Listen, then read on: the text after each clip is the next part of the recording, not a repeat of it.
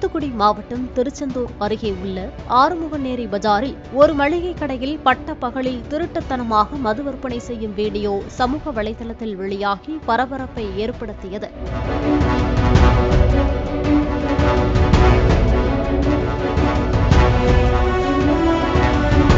மளிகை கடையில் ஒருவர் மது பாட்டில் விற்பனை செய்வதும் வாடிக்கையாளர் வாங்கிக் கொண்டு இருசக்கர வாகனத்தில் செல்லும் வீடியோ சமூக வலைதளத்தில் பரவியது. இதுகுறித்து போலீசார் விசாரணை நடத்தி வருகின்றனர். தொடர்ந்து மளிகை கடையில் மது விற்பனையில் ஈடுபட்ட பாலாஜி என்பவரை ஆறுமுகநேரி போலீசார் கைது செய்துள்ளனர்.